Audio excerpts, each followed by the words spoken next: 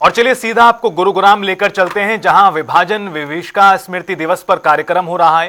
केंद्रीय मंत्री मनोहर लाल क्या कह रहे हैं, सुनिए।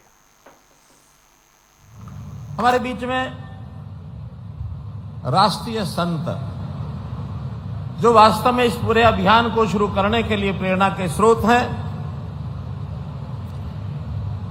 ऐसे हमारे स्वामी धर्मदेव जी,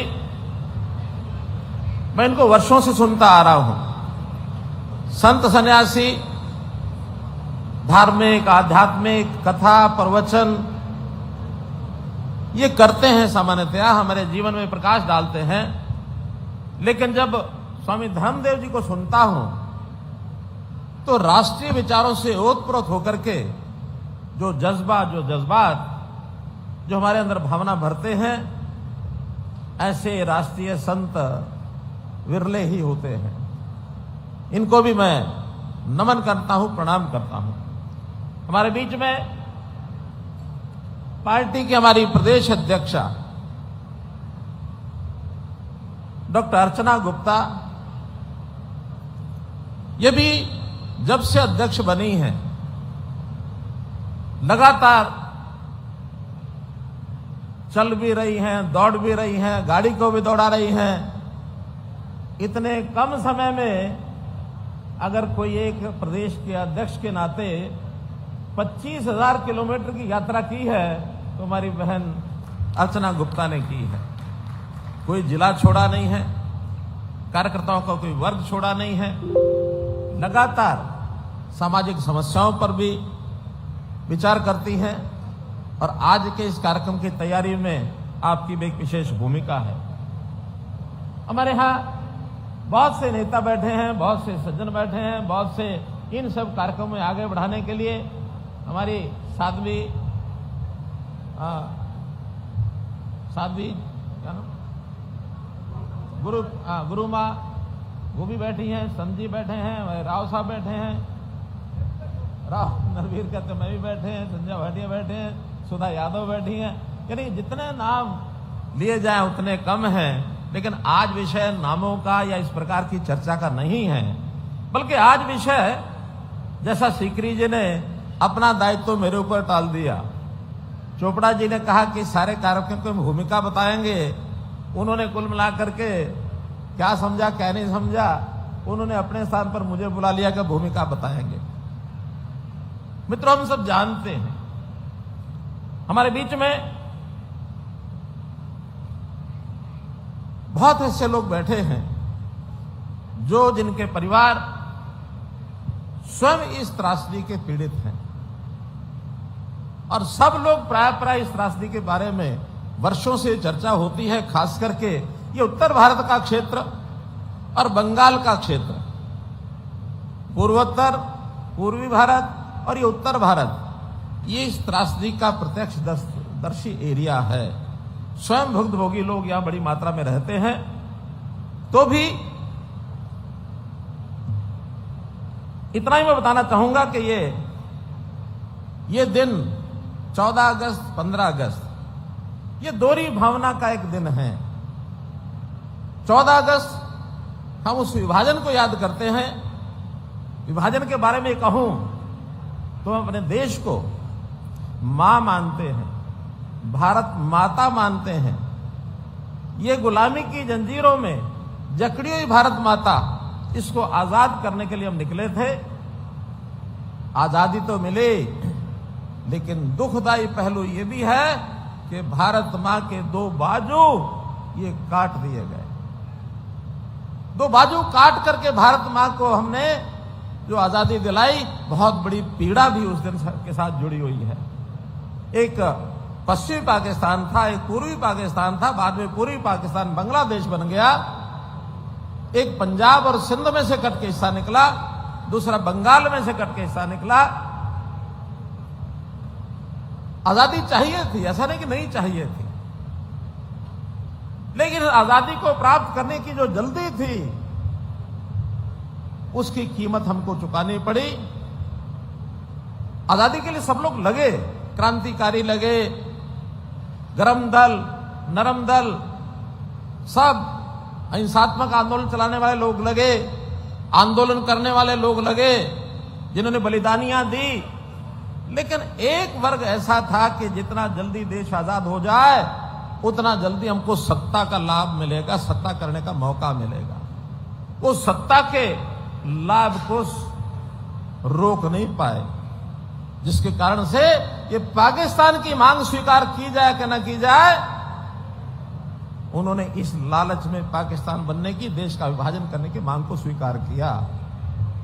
मैं ये नहीं कहता कि उन लोगों का भी आजादी प्राप्त करने में कोई रोल नहीं था, रहा, लेकिन रहा तो देश की टुकड़ों पर, देश के टुकड़ों पर, देश के विभाजन की कीमत पर हम ये स्वीकार करें, ये उस समय ठीक नहीं था। 75 साल पहले 15 अगस्त 1947 को देश की आजादी का समाचार तो मिला, लेकिन भारत के नक्शे के ऊपर एक लकीर खींच ली गई कि ये विभाजन इधर पाकिस्तान होगा, उधर पूर्वी पाकिस्तान होगा, शेष बचा भारत होगा।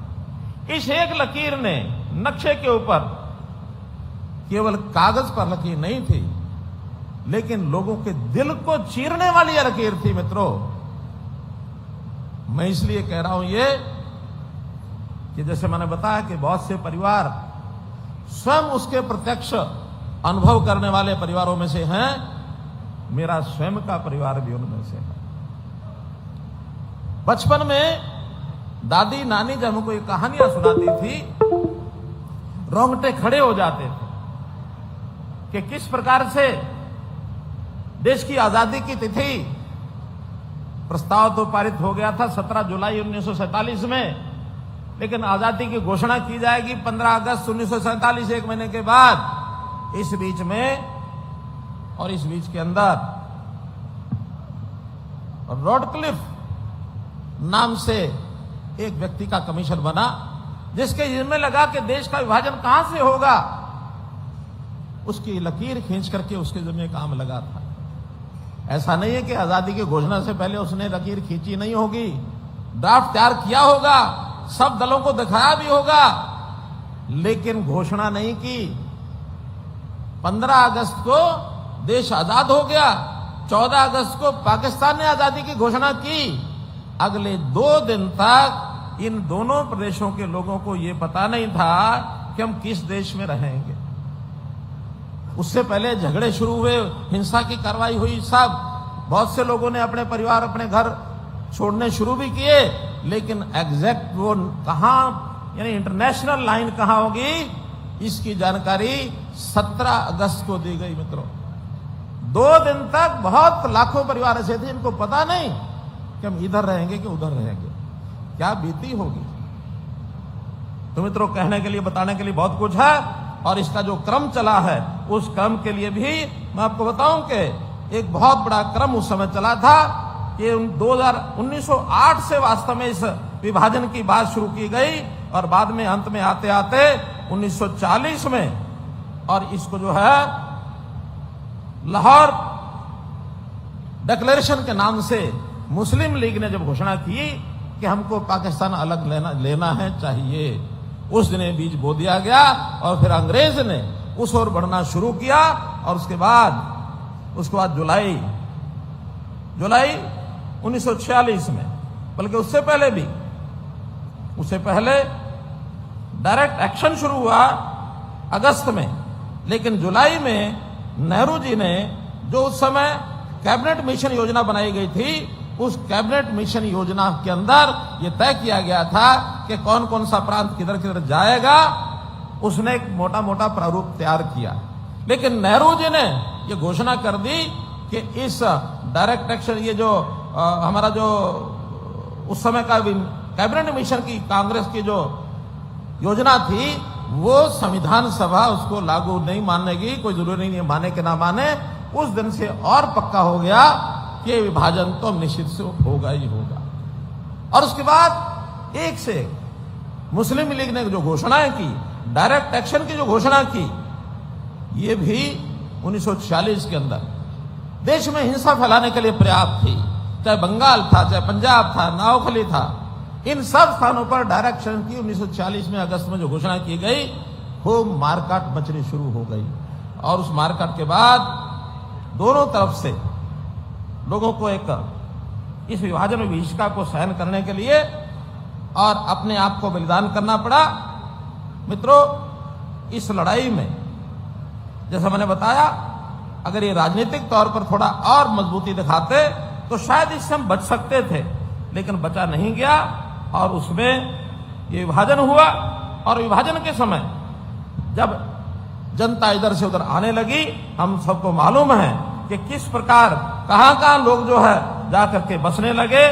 बहुत बड़े कैंप लगाए गए जगह जगह के ऊपर और इन कैंपों में लोगों को बसाया गया, चाहे वो आने वाले लोग उस पाकिस्तान, क्योंकि उस समय पाकिस्तान नहीं था, वास्तव में तो पूरा भारत एक था। और जब लोगों को लगा कि देश अलग एक टुकड़ा बन रहा है, उसका नाम पाकिस्तान रखा जाएगा, भारत कैसा नहीं रहेगा, तो वो जो सब लोग हम में से ऐसे हैं जिनका अपने देश से प्रेम करते हैं, हम भारत से आज के भारत में जाना चाहेंगे, वो जो भारत जो जिसको पाकिस्तान कहा गया वहां नहीं रहेंगे, ये देशभक्ति का प्रतीक था उनका। और जो लोग उस समय लाहौर, रावलपिंडी, मुल्तान, लालपुर, गुजरांवाला, शेखपुरा, सियालकोट, जंग, मियांवाली, डेरा गाजी खां, इन क्षेत्रों में बड़े हिंदू और सिख दोनों परिवार पलायन करके यहां से आने लगे। मैं हिंदू और सिख परिवार इसलिए कह रहा हूं कि एक बड़ा विवाद उस समय सिख समाज में भी हुआ। सिख समाज को लुभावना नारा दिया गया कि आप पाकिस्तान के साथ आ जाओ। मास्टर तारा सिंह जी ने विभाजन का विरोध किया, लेकिन जब विभाजन की लेखाएं खींच दी गई कि अब तो भारत और पाकिस्तान यहां बनेगा, तो वहां के सिख नेताओं ने तय किया कि हम मुस्लिम देश पाकिस्तान की दादागिरी के नीचे बिल्कुल नहीं जाएंगे।